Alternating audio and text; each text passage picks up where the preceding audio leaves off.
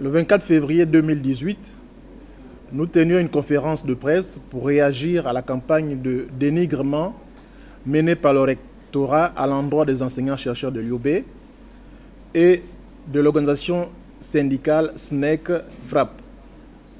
Nous avons pour cela mobilisé notre communication vers l'opinion publique autour de deux arguments reposant sur une réalité incontestable, à savoir l'absence de considération et de respect du recteur envers ses collègues, l'approximation et l'échec de la gouvernance. Nous avons voulu une grève responsable en veillant à la continuité de notre mission publique, ceci en garantissant le déroulement de certains enseignements. Nous avons également montré notre volonté et notre attachement au dialogue. Ainsi, de notre rencontre avec la tutelle, une perspective claire de la sortie de crise s'est traduite par des engagements précis de la part du ministre d'État chargé de l'enseignement supérieur et de la recherche scientifique.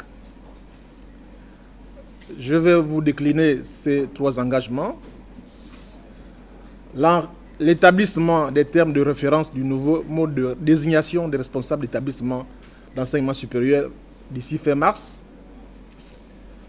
2. Ouverture du dépôt des candidatures au poste de recteur d'ici avril 2018. Et 3. Organisation d'un conseil d'administration sur l'audition et le choix des candidats d'ici mi-mai 2018. Afin de restaurer un climat de sérénité au sein de l'UOB, un engagement ferme a été également pris par la tutelle pour que l'équipe rectorale actuelle paye dans le courant du mois de mars les vacations non perçues lors de la première tranche. De concert entre l'administration rectorale, les départements concernés et les syndicats, un listing précis des impayés de vacations et un chronogramme de paiement devront être établis. Le SNEC et la FRAPP, à la suite de ces engagements de la tutelle, estiment que les conditions d'un dialogue constructif pour une nouvelle gouvernance universitaire sont réunies et par conséquent, nous décidons de la suspension de notre mouvement de grève à compter de ce mercredi 7 mars 2018.